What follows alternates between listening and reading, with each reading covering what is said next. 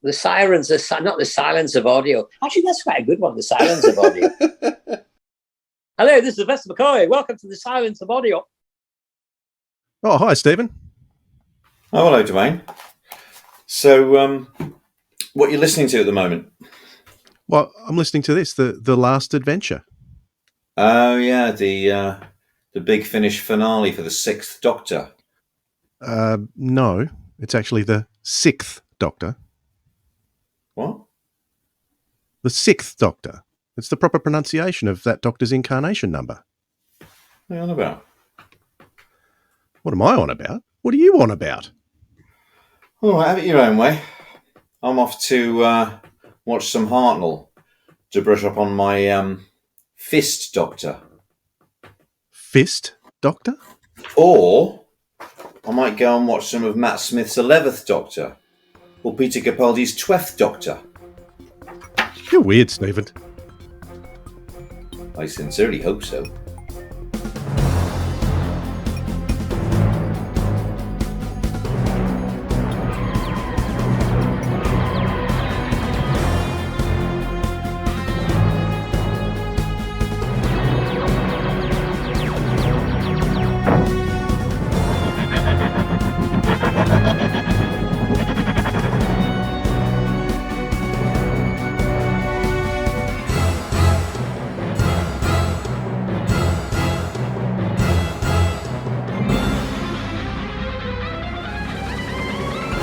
G'day, audiophiles. This is the Sirens of Audio, the show that explores the universe of Doctor Who and the audio medium.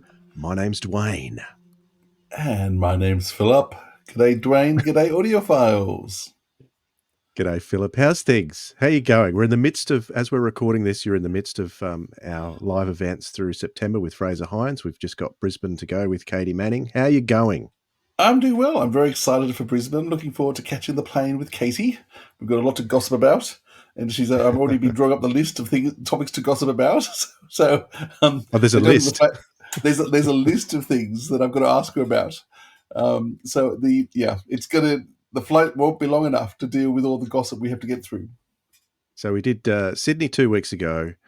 At the time of recording, we've just come back from Melbourne this last weekend. Any highlights?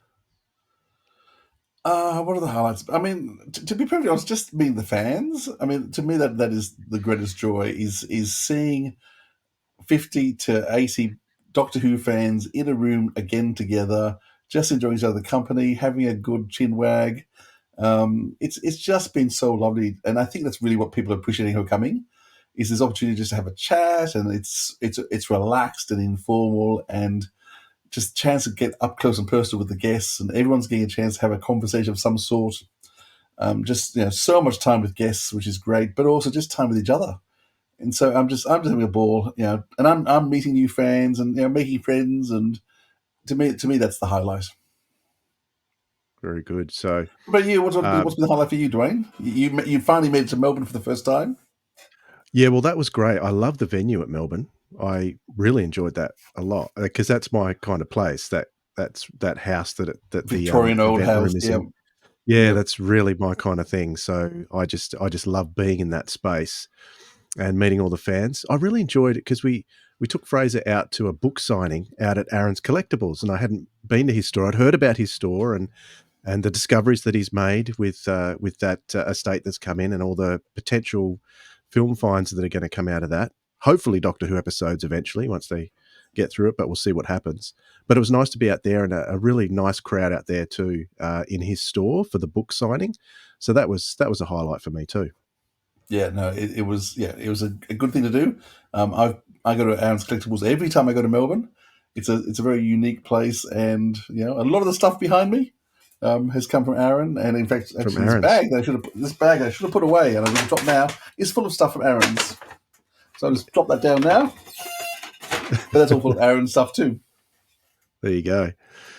Very good. Another highlight from the events is something I really like to do. I love to get interaction during the events, and so we did a rabbit hole topic for that. But before we get to that, I'll just talk about briefly what we're going to be doing this episode. We're going to be having join us very shortly Barnaby Eaton-Jones, who is the creative director for AUK Studios. And they have done lots of Robin of Sherwood audios, but also more recently some Stephen Wyatt audio releases, or at least based on his stuff. There's Me and Him and Who, which was based on the life of J&T, which came out last year, and also last year Children of the Circus, which was a sequel to The Greatest Show in the Galaxy, and a musical, which was something different. And I always find it refreshing to come to audios that aren't done by Big Finish. We listen to so much Big Finish, and it's interesting to go to other productions and get a bit of a different style, a bit of a unique style change to Big Finish, because you usually get a taste of what each company does. So that's what we're going to be talking about. But plus we're going to be talking a lot about the process behind putting these things together. And Barnaby, of course, is a huge Doctor Who fan as well. So we're going to be talking about some of his fandom too. So that'll be interesting. But before we get to that, we are going to jump down the rabbit hole, and we don't have to do that today because it's already done. In our at our Sydney event, we recorded the rabbit hole live with our audience. So I'm going to insert that here right now. This is a bit of the day I was talking about at the start of the day, where we're going to record a segment for our podcast called Down the Rabbit Hole, where we talk about a random topic that I pick, and I just thought of just 2 seconds ago. And I hit Philip with the question first, but I want to get your thoughts on this question. I'm asking you a question I know the answer to, so don't be scared. So, but do I know the answer to? Yeah, you know the answer to it too. So let's jump down the rabbit hole.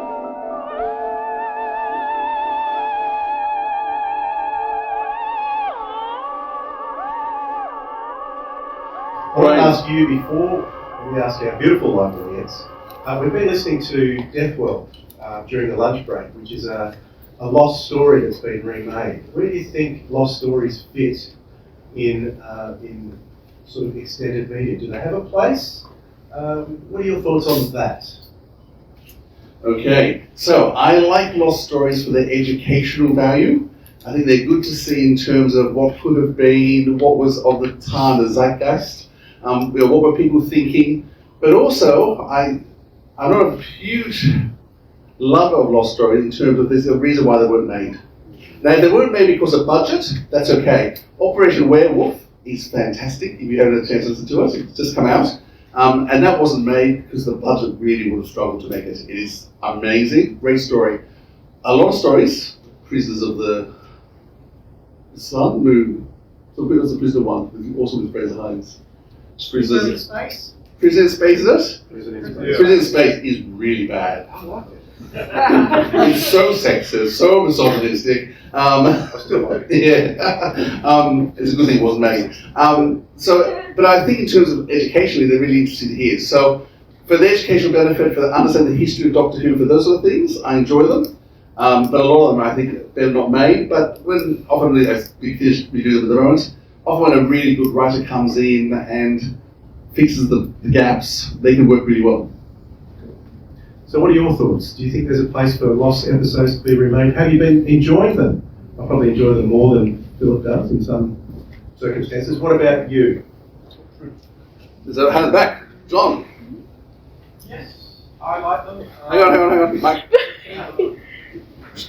Yes, I like them. Pretty much for the reasons you stated. It's nice to see what could have been. Of course, you also understand that Big Finish put out so much stuff. They need to do these things, so there's a reason why they get made instead of they don't get made. Because I've been listening to Death World. The guy who does Read In, he is awesome. I don't know who's the actor doing Do you know who the guy is? Yeah, John Culshaw. He is amazing, but yeah, I'm not really sold by most of the other voiceover, replacements. Not even Michael Trout? No. I mean, like, there are times, there are moments he gets it, but most of the time, they just don't really succeed. And I think when you're doing something like this with, the old past things, which, you're going for the nostalgia market, I think you really, really need to nail those performances to sort of help sell it in the way you didn't need to for books. Because in books, it was your own mind putting those voices in, whereas now you're relying on the actors to match what's in your head.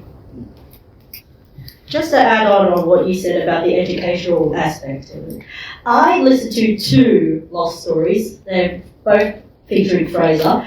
I love how the Lords of the Red Planet, for example, is one of my favourites. I love how they introduced the Ice Warriors. That'll be very interesting to see how it will be like in the actual episode. Yeah, but also one more, the Queen of Time. I would love to see Hecuba on screen. So that's my thoughts on that one. Thanks, Teresa. You're welcome. Very much. On the back, camera. Yeah, my main concern is when Big Finish edit the script to refer to their own continuity. I'm not sure they just sort of preserve it as intended for whatever year they were set in, rather than throwing in references to other Big Finish stories. Although obviously the exception to that is when they did Night Thoughts as part of the main range. Yep. Before you leave, Cameron, have you heard the full Death World episode? Not yet. Okay, because is it a spoiler to spoil you? No, they did there was a meta ending discarded from Return of the Cybermen. What? Okay, no. At the end of Death World, what they do is they write it so that it goes directly into the 3 Doctors, so that both stories actually happen. Oh, So they've done that really, really well. I thought that was good. John Dorney's great at doing stuff like that. I hear what you're saying. Don't know if I agree 100%, but that's okay. We're Doctor Who fans, we shouldn't agree. On anything. That's right. So yeah, I was just curious to know whether you actually heard that ending. But having it go into the 3 Doctors, what do you think about that? Referring, sort of writing in the TV history into that story. If it works, it works. But it's more sort of when they're throwing in references to stories that made long after the event, the stories set before. Yep. Good. Done for Jonathan?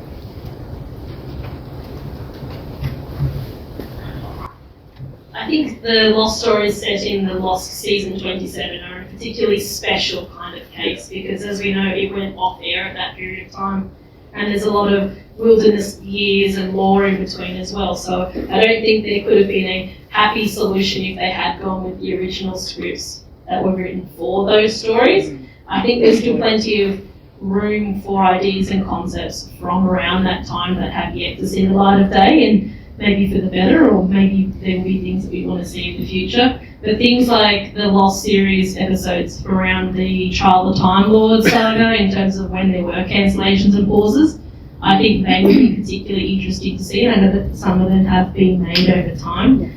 But for me, finding season 27, you don't really have an option if you want to try and have it fit nicely into the lore and the canon, because you've got season 26 and then you've got the Big Finish monthly ranges and adventures, and if you suddenly had characters disappearing and reappearing, it just wouldn't make sense. So I think the changes they did make to that season were worth doing, but I would like to see more of those stories reappear as well. It's a bit unaware, that's a great reference. Big Finish actually made the season 27 shows that would have been made had Sylvester gone on, and they didn't write out Ace, they were going to write Ace, but they did introduce who the new companion was, called Rain, and she was amazing. Like this really well-formed companion who would have been an amazing companion, which we never had. But then they do an alternative multiverse and it all gets confusing, as they always do. Good point. Glad you referred to the missing season 23, because most of those have been done. There is a couple that I would really like to see, and probably the main one for me would be Yellow Fever and How to Cure It, which is the master. Aaron, I want to know why you're shaking your head, and why should we not hear a version of Yellow Fever? Come on, give us the answer. Okay. Hello there. G'day. Yellow Fever and How to Cure It exists as a one-sentence synopsis, and that's about it. I don't think you can get one sentence and then form that up to a 90-minute script. I think that's too far. I think if you've got a script, and then you record it, if you've got episode 1 and then a bit of a description of 2, 3, 4, that's fine. But if you've got one sentence, I don't think that's enough to break up an entire 90-minute drama. It's a nice concept. What about Big Finish is doing single discs again? What about a single disc? Yeah, no, a single disc would be fine, but I don't think there's enough drama there. I don't think there's more than here is a character, here is a location, go. That's more like a prompt, but chat GTP. If anyone can do it, it's secret, yeah. very good. Any final thoughts on this topic? Just down the front. So for me, as a younger person, like I didn't really grow up with the old series. So like my dad introduced me to Doctor Who when it rebooted in 2005. So like hearing these lost stories and also getting to know the older actors and that, like being able to still keep themselves entertained in general, and the work that they've been doing has been generally good, and also that I enjoy listening to them while I'm working in general. So it's pretty fun. That's good to hear. Can I have one more stage? It's about something. It's not related to like the second Doctor stuff. It's about the season 23 stuff. I wish Nightmare. What's it called? The Nightmare Fair was on TV. That's all. That's all I wanted to say. You know, in Revelation of the Daleks, where the Doctor's like, "We are going to," and then it just freeze frame. I wish he just said Blackpool. That would be amazing, but it never happened. Because Big Finish later on was like, "We're going to Blackpool. There you go, Nightmare Fair. The Celestial Toy Maker, video games." Great story though, it's great. Cool. Thanks, Teresa. Final Just one thoughts. final question to the audience. Was there anyone in the audience who had been to Doctor Who Club of Australia events way back when Robert Kitts was there with his script for Operation Werewolf? Has anyone been to those? They were fantastic, and to finally see... How long ago are we talking? We're talking, was it late 90s? Yeah. Early 2000s? Yeah. Definitely not me. Definitely not me. No. Yeah. I think I was a little top. One last question over here. No, I was just showing my age by putting my hand up in the 90s. Oh, gotcha. No worries.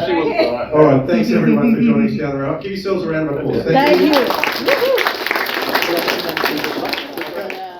All right, so that was great to get some live feedback from our Sydney audience. We might do the same thing again, but with our Melbourne audience next week.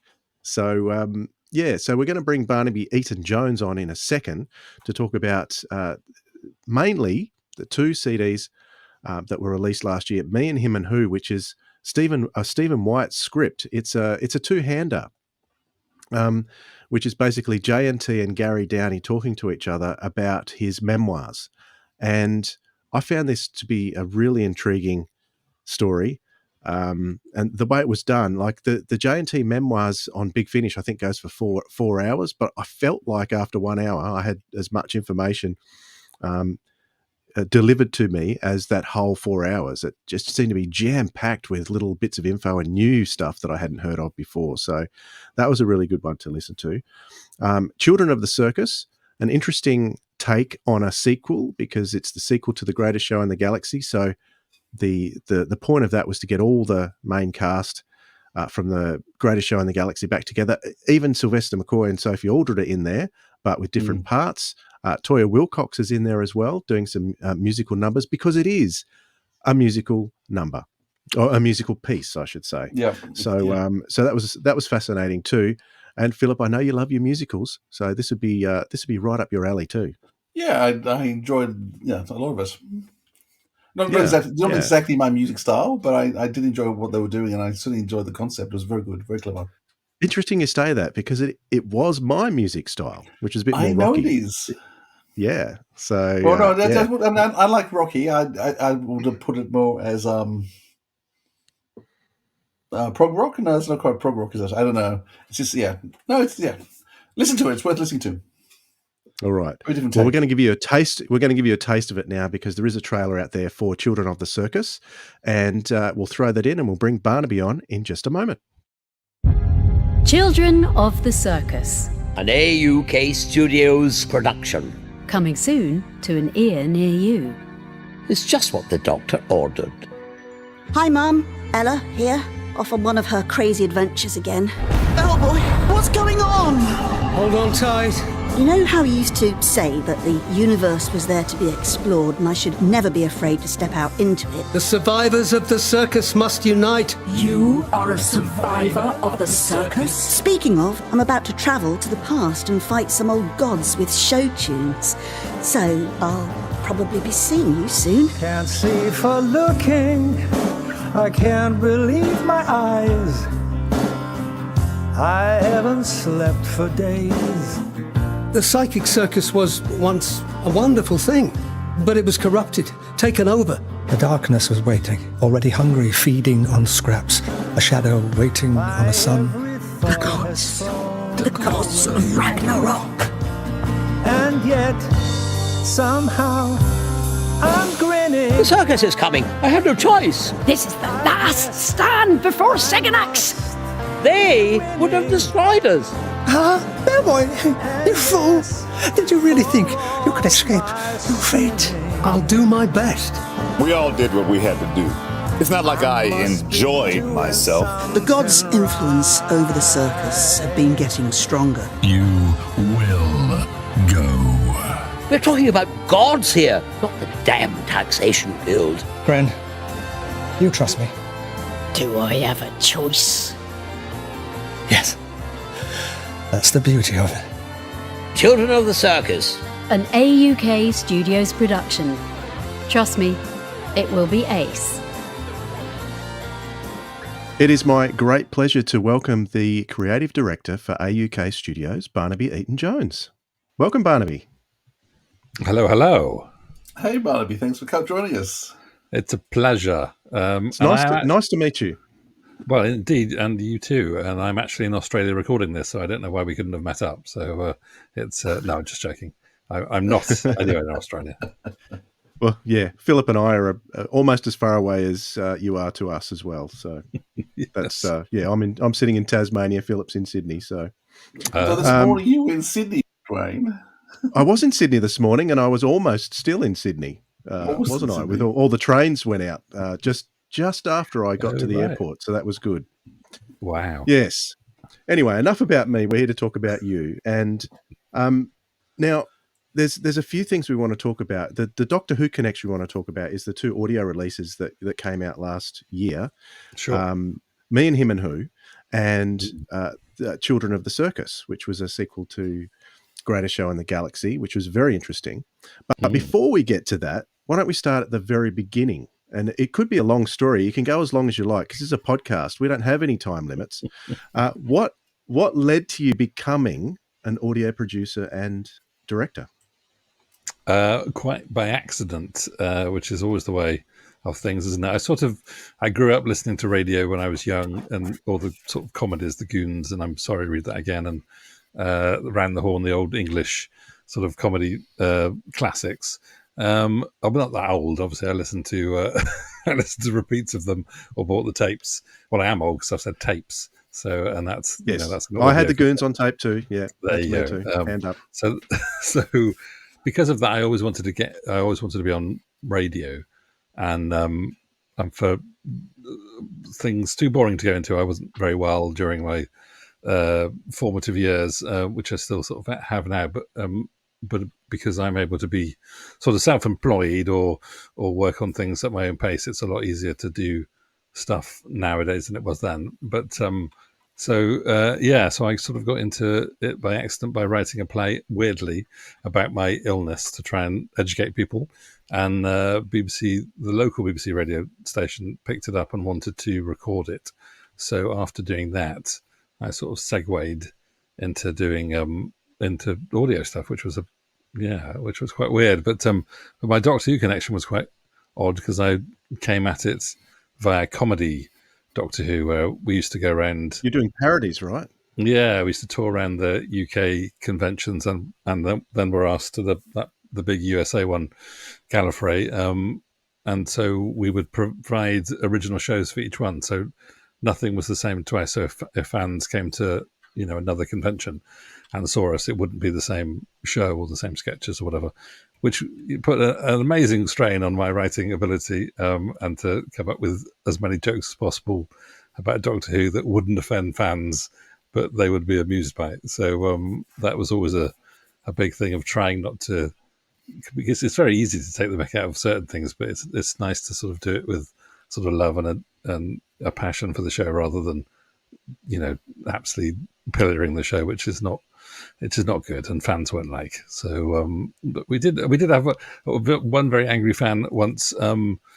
After we did a sketch with Colin Baker's Doctor, the Sixth Doctor, meeting, I think it was meeting the Sontarans, but in the corridor afterwards, when we were just sort of going away to get change, some fan came up and berated us very, very quite viciously about that we'd got the wrong colour polka dot tie thing for Colin Baker, because when if he'd met the Sontarans, it would have been that colour and not the other colour, because of, it was very confusing, and hilariously, the actor playing the Sixth Doctor wasn't a Doctor Who fan, so he was completely bamboozled by what was going on, and just sort of kept apologising. But that was. But fans they're passionate and they like to spot details, and we did that one wrong. So. And that was back then, and you're worrying about offending people then. Imagine doing that now. Oh, I know. Yeah, I know. I've refused every invitation to come back to Gallifrey in Los Angeles to do any more shows, because I don't think we get away with some of the jokes we used to make. Mm-hmm. So you're a fan of Doctor Who, would you say, as well? Back yes, no, absolutely. Back in the day? Back in the day, my dad introduced me to it, just for the changeover between Tom Baker's Fourth Doctor and Peter Davison's Fifth Doctor, because he just said this is quite an important moment, son. Come and watch this, and then it was quite fascinating. So my Doctor was really Peter Davison in the sense, because of that. So I blame him entirely. But it was good. Yeah, it was a knowing the backstory, it was quite a nice one to come in on. So, and then obviously, years later, you can go back and watch all the ones you missed. Absolutely. So it wasn't too long after that, your introduction to Doctor Who, that you became interested in another television show that didn't go for quite as long, only a couple of years, Robin of Sherwood. What was that, 1984-ish? Well, yeah, I think my major interest in Doctor Who was around the same time, because although Peter Davison's Fifth Doctor is my Doctor, as it were, Colin Baker's Sixth Doctor was the one where you're absolutely focused on the show, and et cetera, and that was exactly at the same time as Robin of Sherwood. I think he ran for exactly the same period of time as well, which is quite odd. So so it was ITV's rival, although I think it was on a bit later. So it was Robin of Sherwood, a very sort of mystical, fantastical retelling of the Robin Hood legend, which I think is sort of acknowledged as the best version across all time, because it's got so many brilliant elements in it, and oddly, elements that were introduced by the writer Richard Carpenter were cunningly used by other people, thinking they were really part of the legend when they weren't. And you may have watched Robin Hood, Prince of Thieves, with Kevin Costner, with the Saracen that Morgan Freeman plays is based on the Saracen in the Robin of Sherwood series that Mark Ryan played, and there is no Saracen in the Robin Hood tales. So, and I think he was named the same name as well, Nazir. So Richard Carpenter, who wrote Robin of Sherwood, had to contact the production and say, "Oi, that's actually my creation. That's not not from the folk tales." So there you go, a bit of trivia for you as we head into discussing. Now, the name Richard Carpenter just struck me. Is that the same Richard Carpenter that did Catweasel?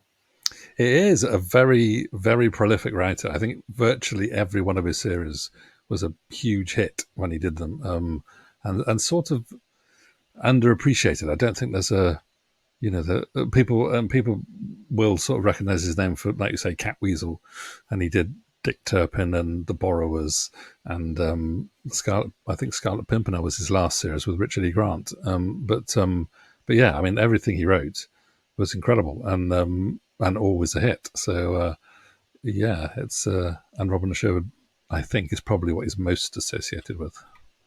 Okay, and correct me if I'm wrong, but the series ended before it ended. Is that correct? It did, with a lot of loose ends. But I recently did a show on the tripods, because that was also famously stopped after the second series. Yeah. But at least Robin of Sherwood got a little bit further, got almost to the end. So there was that final story, wasn't there? That that you ultimately adapted years and years later. Yeah. How did that come about? You adapted that one for audio. I do. Well, the nice thing about the end of the series 3 of the television show is that it sort of does end quite well in the sense that Marion goes off to a nunnery, and it seems to be, if the series had accidentally ended then, which it did, it's quite a nice sort of if bittersweet ending. But because it was literally finances that stopped it happening, Richard Carpenter wrote a feature-length sort of TV movie to sort of tie up to like a proper ending. So it was a big sort of special, and I think he shopped it round a fair few networks, and even with talent like Ray Winston and Jason Connery and people like that involved, nobody took it up. So and years later, I think 2014, a fan had the script that they bought at auction with all Richard Carpenter's notes in the script and handwritten notes, and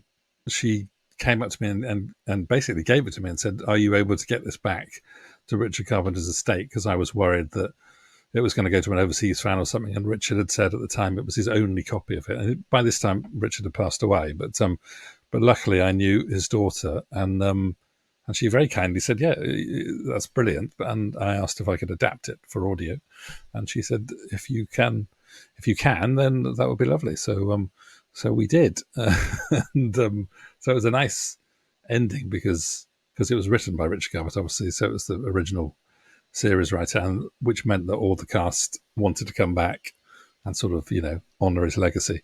So it wasn't really that difficult to get everybody back when it could have been, I guess, if we were just doing something entirely new. So, but yeah, so it was good fun.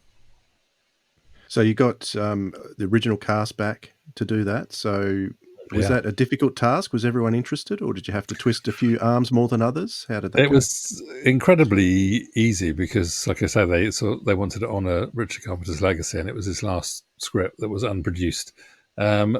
I think because Ray Winston was obviously is still incredibly busy. It was, and he was having his granddaughter was about to be born, so it was sort of touch and go whether he could make the recording. And Jason Connery, I remember, whispered to me on the day, he might not even turn up. We'll just have to wait and see. And so luckily he did. And the best bit of him turning up for me was everybody else had signed this tiny little paragraph contract just to say, they're happy to do it, and they get paid this sort of Fair Nations fee, which was quite small. And I said to Ray, you haven't signed are you all right to sign this contract I've printed off because everybody else has already done it? And he went, no, don't sign contracts. And I said, okay. And then just put his hand out and went, just shake on it. And so I shook Ray Winston's hand, and I couldn't take that, handshake back to the board of directors. But obviously for me, it was it was quite fine. So yes, and I think weirdly his drive, he didn't want a fee, but he said, "Can you just pay for my regular driver that drives me to places to do jobs?" His driver cost slightly more than the fee we paid everybody, right? Which was quite funny. But he was. They were already lovely, and they all jumped at the chance to come back. And it was what was really nice was to get an actor called Daniel Abineri, who is the son of the original actor who played Hearn with the stag's head on and everything, who sadly had passed away by this time.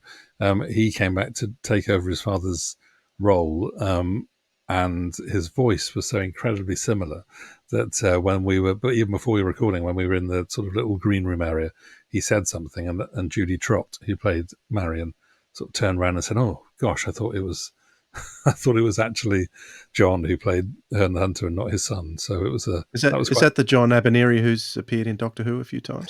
It is the John Abineri, yes, yeah. And but his son does an incredible, well, it's not an impression of him. I guess he sort of sounds like him anyway, but he's able to mimic the style that he did for Robin of Sherwood, because there's a very specific way he speaks. And it was really nice to be able to do that. Yeah, a lot like the Troughton boys sound a lot like their dad. when they want to. Absolutely, yeah. I mean, they have to put some sort of impersonation in, don't they? Because they don't sound exactly like them in real life. But it's the same with John and Daniel. They were just incredible. It was nice to have, for the fans, it was nice to hear Hearn exactly as he was, as he sounded like in the TV series. Yeah. And so from Knights of the Apocalypse, you went on, because I believe there was some issues that was originally going to be put out by Bafflegab and then Spiteful Puppet. Yeah. So tell us what Spiteful Puppet is. Well, it's sort of the same thing as Bafflecab. They're an audio company that likes doing original stuff and reviving older heritage sort of titles as well. But the Bafflecab thing was quite sad, really, because it was just a sort of lot of miscommunication, and then because of them sort of leaving the production, I was left without a production company essentially. So I approached Spiteful Puppet because they'd done some original Robin Hood audios, and they'd won a couple of awards, I think, for doing so. And then they said, that we'd be happy to do it. And then stupidly brought me on board as a creative director, which was a very silly idea of them. So that was quite a weirdly quick transition from doing one production with them and then suddenly sort of running the show, as it were. But and it's now been taken over by AUK Studios, who I now work for. So they acquired it not that long ago, actually, because it was sort of a bit dormant. So it's been very nice. It's been nice to sort of to continue on with the studio that took over it. Cool. So you produced quite a few audios. Were they mostly audio books, or was there some audio drama as well, Robin of Sherwood? It's mostly with Robin of Sherwood. Yes, there's been a couple. I think there's been one box set of full cast ones. There's been a few limited cast ones where it's not all the cast, but it's some of them. And then there's a few audio books of the novels we've released.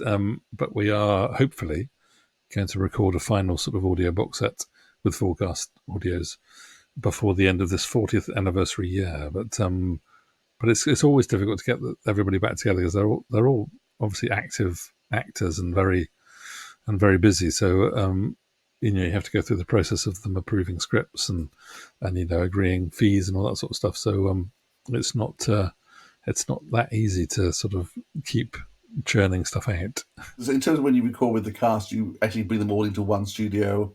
Is it traditional radio recording you do with them? Yeah, I would love to do that. It never sort of happens that way. With the smaller limited cast ones, where it's about 3 or 4 of the main cast, it's easier to get them together to do something. But with the bigger ones, it's always been trying to get some people together. But obviously, I don't think we've ever done one with everyone together, which is a real shame. Oddly, obviously, I've done events for about 10 years for Robin of Sherwood where everybody has been there. So I probably should have just recorded stuff at the events rather than waited till afterwards. But so I don't think any of them. There is one scene in the Knights of the Apocalypse which is an incredible scene where they're trying to get into Nottingham Castle and they're having to go up sort of the toilet chute essentially, and it's quite a funny little scene where they're all chuckling about it and having to sort of cajole themselves to go in, and it's 3 actors, Clive Mantle, Mark Ryan and Ray Winston, playing their characters, and none of them recorded it together. And when it was spliced together, because hopefully the directing is good and the actors know what they're doing, it's one of the sort of standout scenes that people picked up on in the reviews when it came out, and without obviously knowing that although there's a lot of jollity and banter, they weren't actually in the studio at the same time. So I read in every other role as we were recording it. So out there somewhere is an entire Knights of the Apocalypse where I'm playing every role. So that would have been a rubbish version. We wouldn't have put that out. But yes, so it's a shame we don't get everyone together at the same time. But unfortunately, it hasn't really been possible. Is there any way we can hear these stories internationally? I believe there were some international rights issues. Yes, that's right, because there's two companies that are involved in Robin Sherwood. So and the international one don't. Well, essentially, I don't think really particularly wanted to do anything. So yeah, you can. I mean, you can. They're on Audible, but I think there's some geo blocking going on, but which means that you can't always get them. But it's very easy if you want to buy stuff from UK studios. If you're overseas, you either get another sort of English fan to buy it for you. That's probably the easiest way to do it. But it's all, it's a bit of a shame that we can't release more worldwide. But I think we're sort of working on trying to work out how to do that as we come to the end of our thing. So we've done, quite a lot of them. So it'd be really nice to, at the end of it, to be able to sort of make sure that everything can be heard by everyone. Very good. Most of our audience is actually in the UK, so that's okay. That's fine. I forgot to ask you, I was curious. There was an Ian Meadows involved with Spiteful Puppet originally. Is that the same Ian Meadows that does work for Big Finish? It is exactly the same Ian Meadows. The exact same one. Oh. Yeah, he set up Spiteful Puppet, in fact, with his friend. Right. And obviously brought me in to do Robin Sherwood, and then sadly sort of left. I think he'd got a bit I don't know what the word is really, so it wasn't acrimonious, but he left, and I'm still in touch with him. So I'm trying to entice him back to do the final Robin Sherwood box set, because it'd be lovely to have him back doing stuff, because he is a fantastic sound designer, and he's also a really funny chap. So we got on incredibly well. So it's nice that we're still in touch after sort of he left the company that he founded. But it was a weird, very odd stepping into Ian's shoes, because I didn't particularly like it, but I didn't really know what had gone on. So it was one of those weird things where you just sort of. But it's all fine now. No, we're really impressed with what he's done for Big Finish, particularly with the 9th Doctor box sets. He's done a great job there, because I think he's done all of them, actually. Yeah, it's been one of his ranges. I think for him, it was lovely to do when we did the Knights of the Apocalypse, and obviously he did all the sound design. We cut the trailer together, and it just happened to be just around the time that I did my second big Robin Sherwood celebration weekend, like the Doctor Who conventions, basically. And we were able to play the trailer as a sort of surprise to about 300 people. And the reaction was astonishing. I mean, there was complete silence, which you don't sort of expect. And people were genuinely in tears, because they could hear every one of the characters back, every one of the actors back being the characters. And the sound design on the whole trailer was so evocative and so good that I think Ian was really chuffed that it affected people in that way. So he's fantastic at doing sound design. You just know you're in safe hands. But I haven't worked with him since then, which is quite horrendous. So he's been very busy with Big Finish stuff. I think they keep him incredibly busy. So I have twisted his arm for him to come back to do at least one of the Robin Sherwoods before we stop. Cool. Awesome. Now, you mentioned to me that you'd done a few bits and pieces for Doctor Who magazine. What kind of things have you done over the years? Yeah, well, I've realised that the majority of it has been slightly veered towards myself, which was a terribly egotistical thing.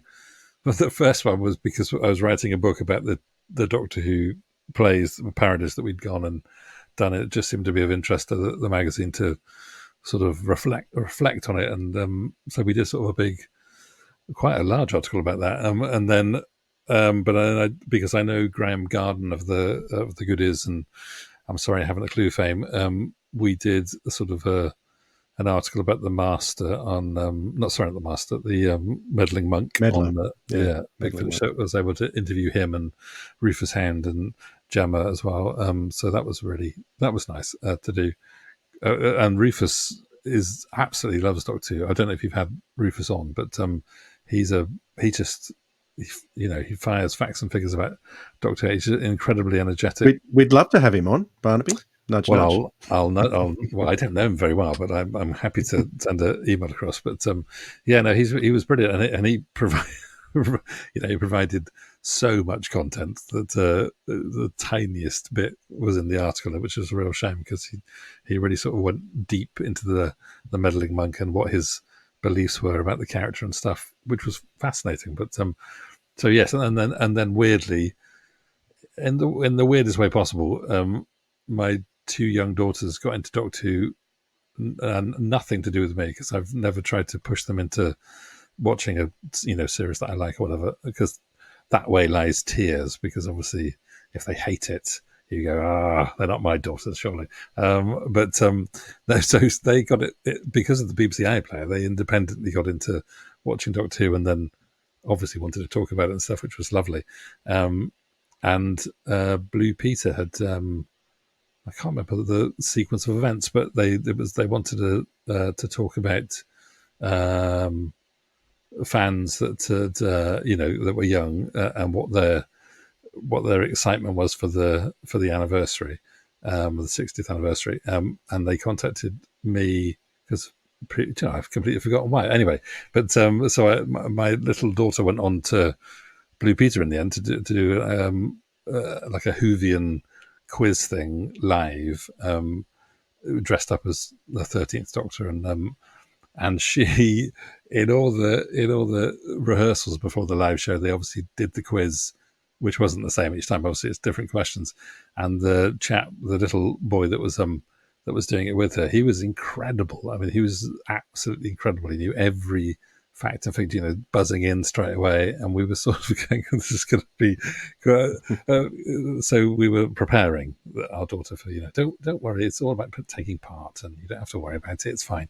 And on the live show, she absolutely bombed it and won the quiz. So we were having to console the other parents, saying, I'm very sorry. She, obviously, when the red light came on, she suddenly went, yep, no, this is what I do now. I perform. And won.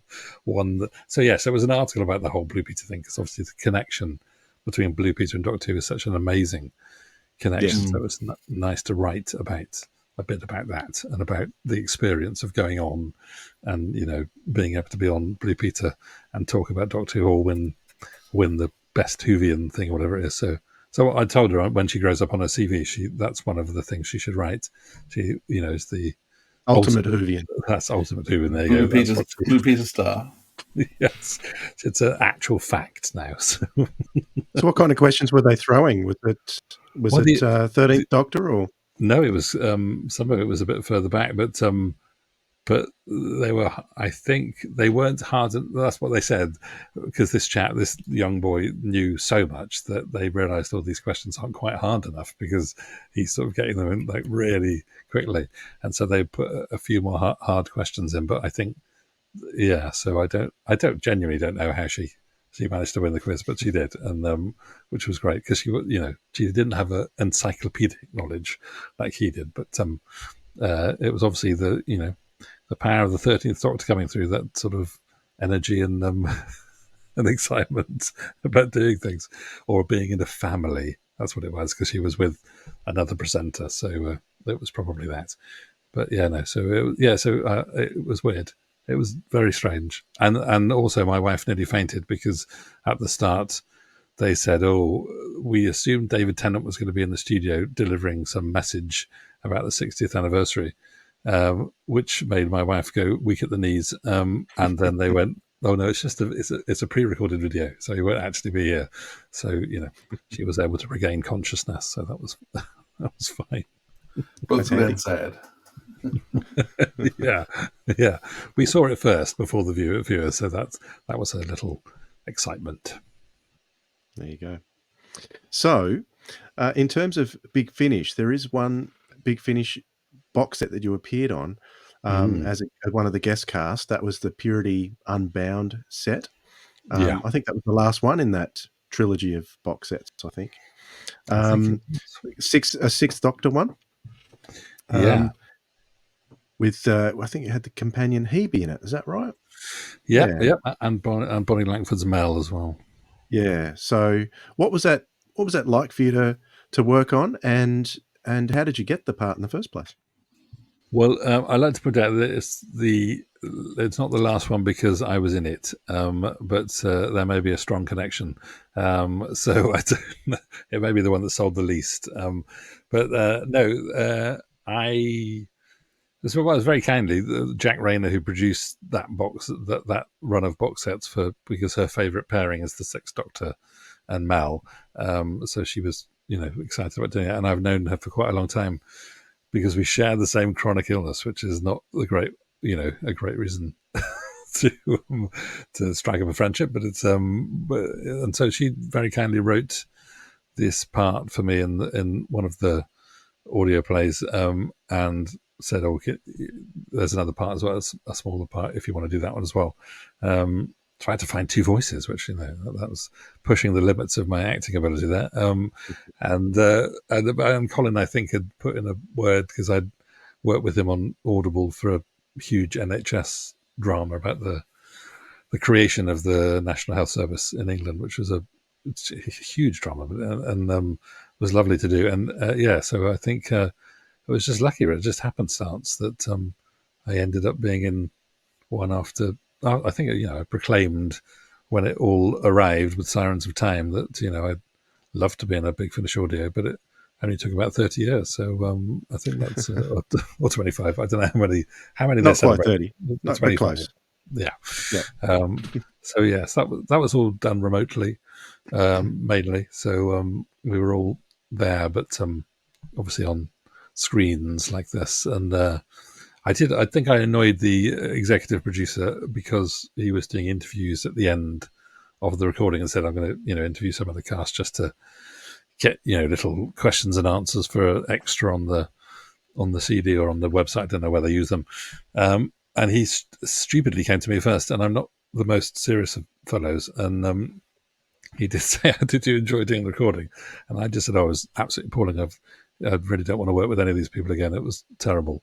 And expecting him to sort of chuckle, I could hear other people chuckling in the headphones, and he was very apologetic and said, I'm really sorry that you've had such a bad time. And but no, it's a joke. Honestly, it's fine. So that didn't get off to a very good start. But yeah, I apologise to him now for scaring him. So I might have to wait till he leaves before you get the next call. Yeah, he'll just say, "Well, he hated why would we cast him again? That's nonsense." Exactly. Well, I've run out of voices. I mean, 2 is my limit, so that's it. Yep. And even that was a stretch, eh? It was. One of them wasn't even mine. So now let's talk about the audios that are Doctor Who related that you're involved with. Out of the 2, which came first? Was it Me and Him and Who or Children of the Circus? Yeah, it was Me and Him and Who. I think so. I'm just trying to remember because obviously they were both. Well, no, that one was written by Stephen Wyatt, who wrote The Greatest Show in the Galaxy, and then then he approved the sequel of The Greatest Show in the Galaxy that we did afterwards. So yes, it was definitely Me and Him and Who first. So where did the idea come for that? Was that Stephen's idea that he put to you, or was it yours that you took to Stephen? Or yeah, no, I took it to Stephen. I had an idea about. I thought it'd be quite nice to do that.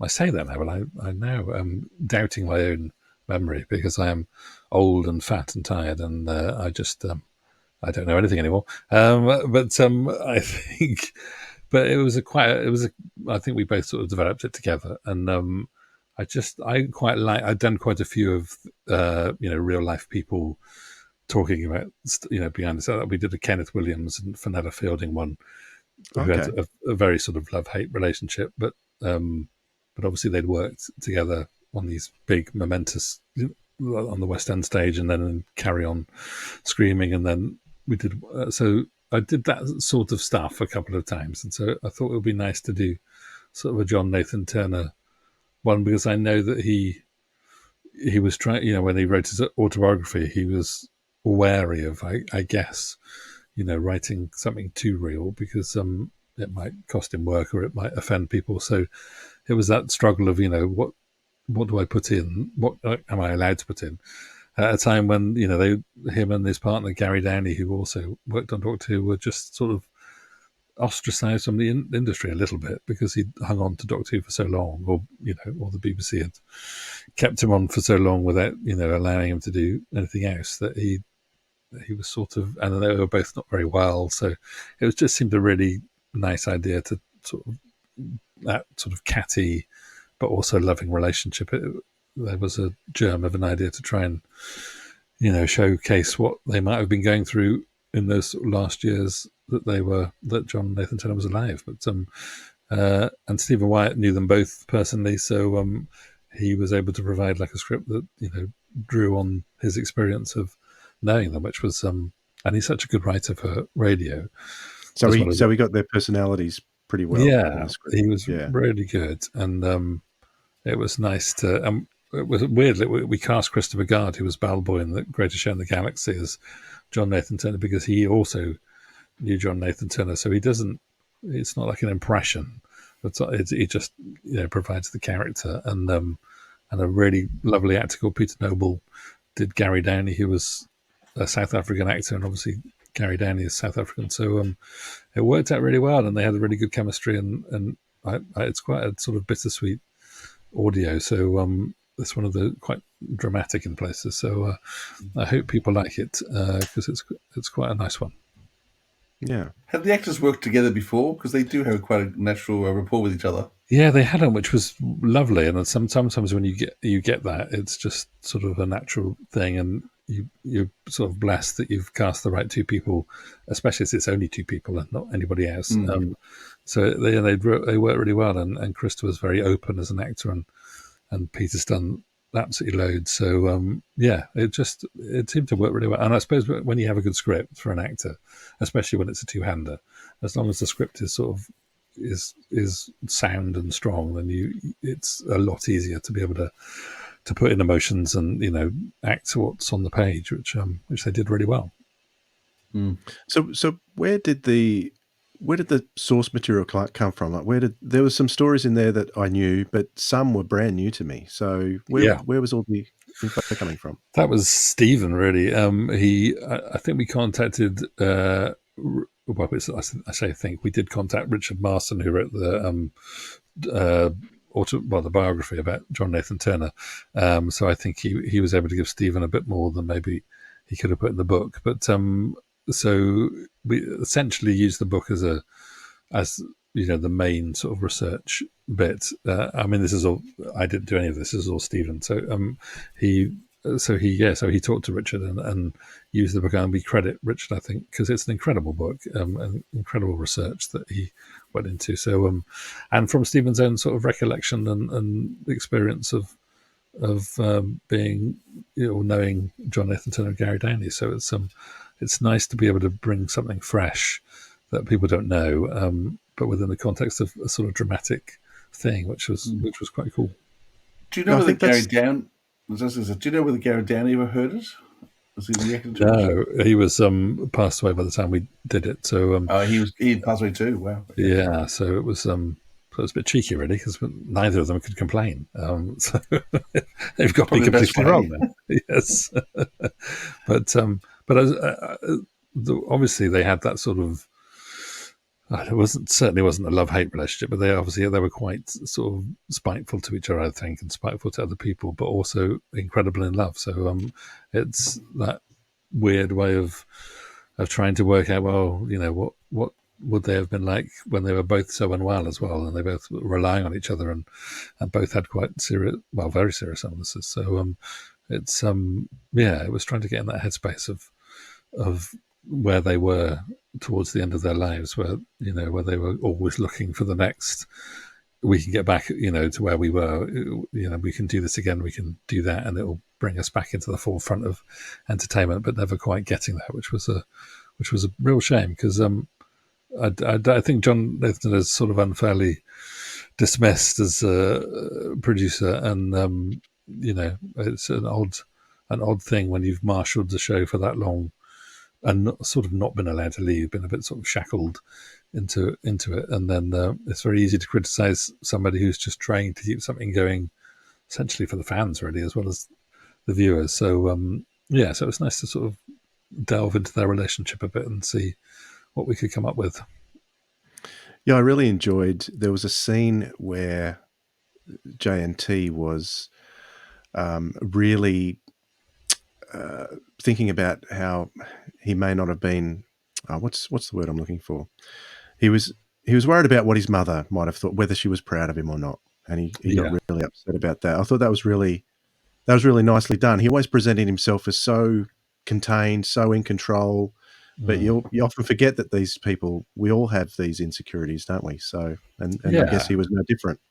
Yeah, and I think he took a lot of criticism to heart, and there was a lot, obviously, and it's going to affect however much you can say you've got a thick skin or whatever. You're always going to have some sort of criticism reach in and stay with you. So I guess he had to deal with that, and didn't really have a renaissance, which is a real shame, because I think, had he been alive still, I think he'd been a bit more fated for doing what he did. But it's sort of Russell T Davies is not John Nathan Turner in any sense, but they have that sort of similar way of showing the show and also show running the show. So it's he's a fascinating chap, but it was nice to delve into his character. Absolutely. And I've always loved the Big Finish release, the J&T memoirs, but that's like a 4-hour thing, so it's very long. I felt that there was I came away from Me and Him and Who feeling like I'd found out just as much in a quarter of the time. There seemed to be a lot jam packed in there, and as I said, lots of stuff I didn't know, so it was really nice. I mean, that's Stephen's writing, because Stephen is just very good at condensing stuff and making it all leap off the page, which is really nice. So, but it was such an easy play to direct, because I didn't really have to do too much, because the actors were fantastic in their roles, and the writing so good. You sort of sometimes just sit back and listen and go, "Oh, this is." So I sort of feel a bit cheated to have put my name as director, because I didn't do a huge amount apart from sit there and listen and sort of go, "Oh, this is good," but, which is sort of my style of directing. Just sit back and listen. That's good. So speaking of Chris Gard, he also starred in the other production that came out last year, Children of the Circus, and this was definitely your idea to start with, wasn't it? It was, yes. No, I love Greatest Show in the Galaxy. I think it's sort of the epitome of Doctor Who in how the production went wrong, and also the absolute sort of bizarreness of it, which is and that sort of comedy / horror, / fantasy. It's just fantastic. And so so I bothered Stephen Wyatt after we'd done Me and Him and Who, and said, "Look, I'd love to write a sequel. I know Big Finish did a prequel, so it'd be really nice to write a sequel to The Great Show in the Galaxy." And he very kindly said yes, and so I had the idea and took it to Kenton Hall, who wrote it, and he made it, fantastically complicated and timey-wimey, as Stephen Moffat would say, but also hopefully a bit joyful and silly in places, and with original songs by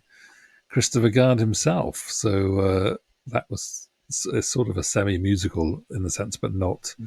It's not Singing in the Rain. It's hopefully each song sort of moves along the plot. It's not there for just entertainment purposes. It's and there is. Why did you make the decision to use songs? 'Cause, I mean, they're very hard to use and they're hard to produce. But I mean, it works well. But why did you make that decision, and what was the cost of doing it? I think mainly because I'm an idiot, but apart from that, I quite like. I mean, I come from a background of doing sort of theatrical stuff with music, and so it doesn't worry me too much about. And the first play I ever did, as I said before, about my own illness, had original songs in it as well. So it's simply because of listening to Christopher Gard's songs. We got to know each other quite well, and he would ping over stuff from ages ago that he was finding, and I said, "Well, these songs are really good. They're really catchy and they're really interesting." And so it just sort of, I thought, well, it would be a great idea to do a Children of the Circus sequel where Bellboy can sing some of his songs that he actually originally wrote. And it was, luckily, all of the ones we used he'd already recorded with a band, so we were able to just take off the vocals and rewrite some of the lyrics and make sure it was all connected. So it ended up being not as expensive as it could have been had we had to create the soundtracks for the songs. They were already there, which was hugely advantageous to us. But so Kenton did all the hard work of trying to slot the songs into the script and work out which would be best where, and then he mucked about with mucked about is such a terrible, not technical term for what he did, but produced the songs in the sense that he was able to split them down into tracks, into stems, and work out what was best to do and how to put the vocals on. It's an incredibly difficult process, but I'm very happy that he was on board and helping, because it worked out very well. So and the challenge was to get, because I like to set myself. I am obviously a schizophrenic.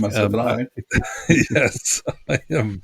I like to set myself stupid challenges, and this one was, I thought, well, I like to get all of the original cast back together in some way, even if it was playing new roles, because I know Big Finish hadn't brought back Morgana, who was the fortune teller. I think it was Morgana. So they hadn't brought back the original actress to do that when they did their version, and I didn't know whether that was what sort of decision that was. But when I contacted her, there wasn't any acrimonious falling out. But I just said, look, I'm trying to get everyone back, so it'd be really nice if you could do it as well. And so we, although some are very short cameos in the space of one scene, every single person that we could get, like Rico Ross, who's quite a big name in America, he very kindly came back to do a little cameo, so it was nice. And I think I think it's a huge revelation. I don't think it's been picked up very much by Doctor Who fans, but Jan San Marco, who played WizKid, was a really famous sort of child actor with The Secret Diary of Adrian Mole and things like that. And he just left the business, literally just went, I've had enough now, and left sort of 30 years ago to pursue a different career, and hasn't turned up at any Doctor Who conventions or on any commentaries or whatever. And so tracking him down and saying, look, do you mind reprising a role that you did 30 years ago in an industry that you don't particularly like anymore? Would you mind doing that awfully? And he very well, what career he moved into?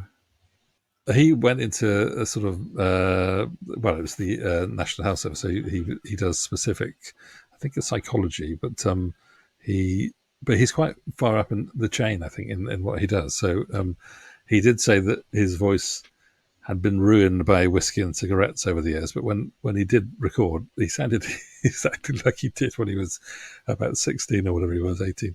So that was really nice. And subsequently, he turned up at a convention afterwards with some of the cast, which was really, because he'd not done that, and I think he was a bit wary of doing it. And so, because he had such a good time, and Christopher Guard really sort of helped him, join in and stuff. That was lovely to be able to sort of get him back. And all the original, and Sylvester McCoy doing a totally different part of the Doctor. So that was also good.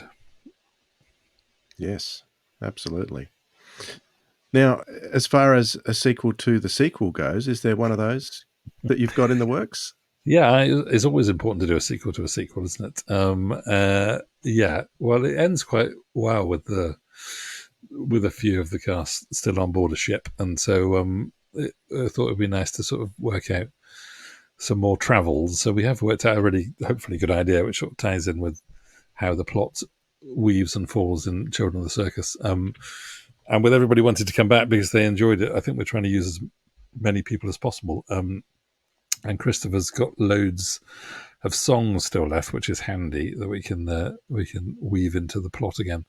So I think we're going to try and crowdfund it in October, because I think that's when the season 25 Blu-ray comes out, which has got The Greatest Show in the Galaxy on. So we just thought we might do it at the same time, because it will require a bit of a bigger budget, this one. So we thought if people enjoyed it, they can pop into the crowdfunding. If people don't, we won't do it. So it's one of those things. But we'll see how it goes. But it would be nice. It'd be nice to do a sequel.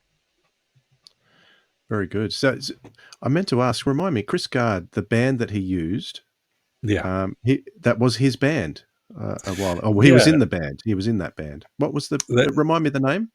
Well, I can't remember, to be honest, because he had so many bands. But over the years, he's recorded with various different people. So these songs are from like a lifespan. He's turning 70 now, I think, or he is 70. And he doesn't look it, and he doesn't act it, and he's incredibly energetic. But so these songs are from a very long period of time. So we've sort of cherry picked bits and pieces to fit in, and so it's been handy that whoever he's worked with, they've recorded obviously with a couple of musicians, and so we've got a full band rather than just Chris on his guitar. So the bigger budget might be needed crowdfunding, because we might have to do a proper, get a couple of musicians together and beef up a couple of songs and stuff. So that's really why we're sort of crowdfunding it. But I'm hoping people might dip into their pockets. You never know. Speaking of musicians, one musician or artist that was in this production was someone that I remembered and saw for the very first time. Didn't even know who she was, but she was in the more than 30 years in the TARDIS documentary, Toya Wilcox. So how did you come and get her involved in this production? What's the story behind that? I loved her little section in 30 years in the TARDIS, because she was just so excited about Doctor Who and slightly raunchy. Yes, and Cybermen in particular, yes. And slightly naughty, as she still is to this day. I was doing an original audio series called Supermind, which was sort of a parody of the 1930s, 40s American serials about, Lone Ranger or Batman or whatever it was. I just had this really silly idea that if being a mentalist or, being able to read people's minds was the superhero power on audio, you wouldn't be able to hear that. So there'd be a big pause whilst you read people's minds. That was the germ of my very silly idea, and which we took away a bit, because I just thought, well, people will go, what's going on? There's a massive gap. So she was in that as the Lady Whitcomb. So she was the manager of Supermind, who was a cabaret act, but was a sort of superhero on the side, as it were. And we had a blast, and she's hilarious. And because of doing, because she's a recording artist and still relevant and still climbing up the charts with whatever she releases, I thought it's just silly not to use her in Children of the Circus when she's a Doctor Who fan, and she can sing and she can act. And so brilliantly she jumped at the chance, and she was very good. She's very incredibly prepared, which is lovely. I mean, she literally comes in almost like knows her lines, even though it's a radio script, and has questions about this and that. I love it when people just they've clearly done their homework when they come to the studio, and they really know what they're doing. Cool. Yeah, I always say if there was one benefit to COVID, if we can say there was one, it was because of that we got Toya and Robert's Sunday lunches, which I watched many episodes of. So thank you, COVID. Yeah, well, Robert Fripp is he came in the Supermind series. We've done 3 series now, but we've only released the first one. Well, Robert Fripp came and did a cameo in the second series, and he so enjoyed it that he said when we did the third series, "Can I just be like a character?" So he is, whenever it's released, the third series has Robert Fripp as the villain all the way through it, and he's never acted before, and he's absolutely brilliant at it. So just like, he's found his new calling. Yeah, exactly, it's a new career. So. He can finally leave King Crimson. I don't think that will ever happen. But, no, I don't think so. No, he is, but he is such a lovely chap as well to work with. He was just incredibly polite and patient and funny. So it was really nice to have him and Toya there doing the being silly. But if we do the sequel to Children of the Circus, maybe we'll get Robert to come in and do a couple of guitar solos and stuff. Fantastic. I look forward to that.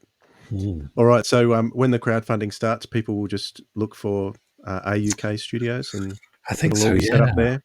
Yeah, Echoes of the Cool. Circus. It's called, oh yes, I've just given it. It's called Echoes of the Circus. That is the official title of the sequel. So, but with all the same Heard it here team. first. Yeah, you have definitely heard it here first. So you've heard an echo of it here first. So it's yeah, no, it's I really hope that people will get on board, because it is nice to do sequels. Sounds like a great project. Yeah, well, I hope so.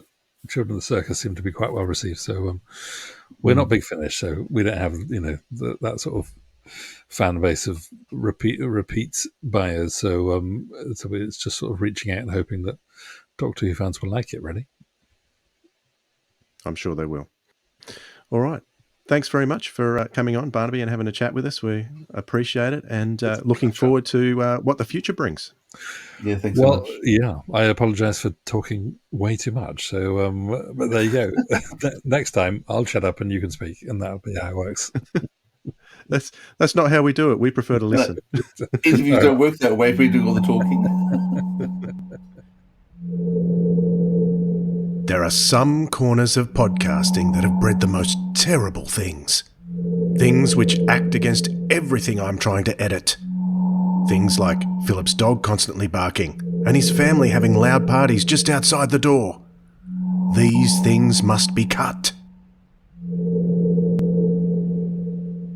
All right, so that was a great chat with Barnaby Eaton-Jones, so we're really grateful for his time. And did you enjoy that, Philip? I did. It was very interesting to listen to someone from a slightly different world discussing how they do things, and yeah, it was a great discussion. Thanks for organising that, Dwayne. No problem. And do keep that crowdfunding in mind. So AUK Studios, go and check them out. And the sequel to Children of the Circus, which you heard the name of for the first time, Echoes of the Circus, that is going to be crowdfunded very shortly. And you can help out with that if that's the kind of thing you're into. All right. That just leaves us today with one more thing. And what I would like to recommend, actually, I can't, because can I go first? The list says it's your turn. Can Good. you? Well, of course you can, because the list says you can. So where you go? I'm glad about that. I've just listened to the latest Tom Baker box set, Adventure Series 13, Volume 3. I think it's numbered as. It's called Dominant Species, which is the 4-part story. But it's also a 2-parter, and I can't think of who it's by. Is it Sarah? I've meant to look it up. The Face in the Storm. So maybe while I'm talking, you can look that up for me, Dwayne, so we get the right author, because we should acknowledge who that is, because it's great. So a 2-parter starts off with The Face of the Storm, which is a historical set on a boat during World War... was it 1 or 2? Is that dreadful? I can't think. I think it's 2. But anyhow, it really deals with a true historical incident. And once again, I'm really loving Tom Baker, the 4th Doctor, with Harry and with the new companion. I can't think of her name either, because my brain is totally dead. Naomi. You're in event mode. I'm in event mode. My brain has gone. I listened to this on the way back from Melbourne yesterday as I was driving back. So I'm just enjoying how they're working. And Dominant Species is by John Dorney, which is, I think, the first ever sequel with the Dominators in it.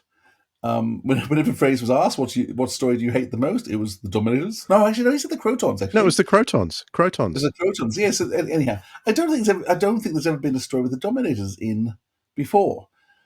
But these guys are really. The Dominators is a bit of a silly show in some ways, and I think it's not helped by the costumes and not helped by making fun of pacifism in a really negative. I don't think it was done any services by some of the ways in terms of Dalkas is so boring, you kind of want it to be blown up.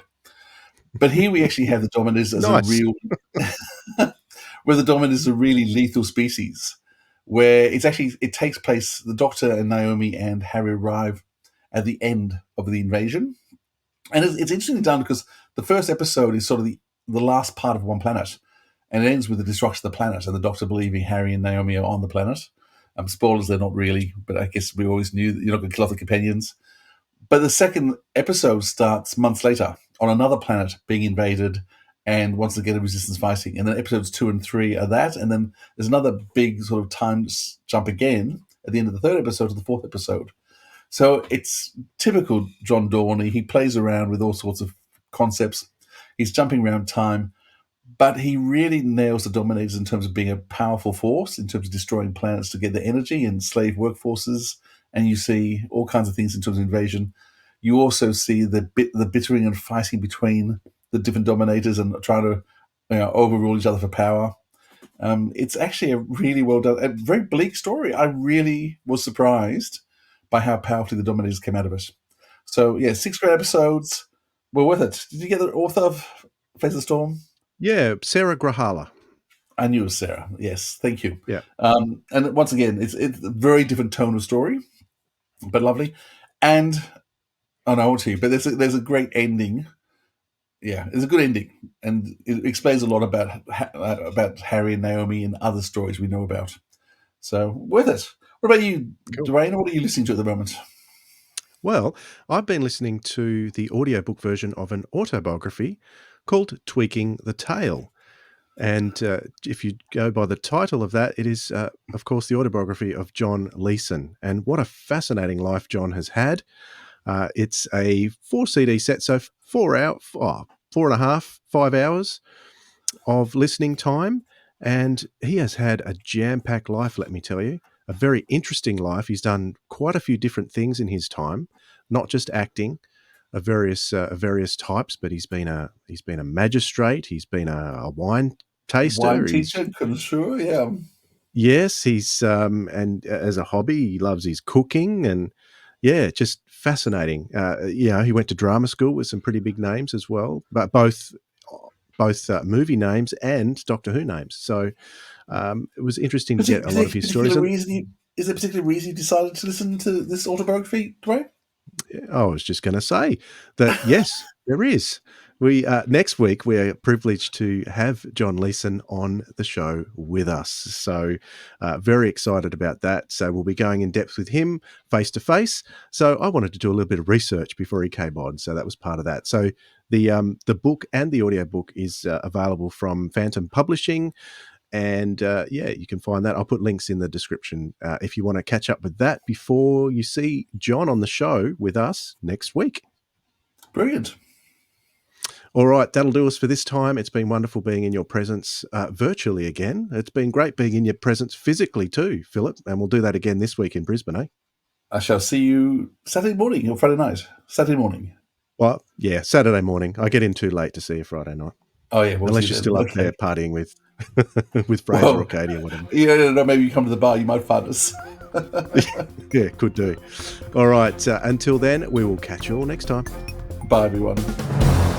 This has been the Sirens of Audio, featuring me and Him and Who, and Children of the Circus, with our guest Barnaby Eaton-Jones and your hosts Philip Edney and Dwayne Bunny.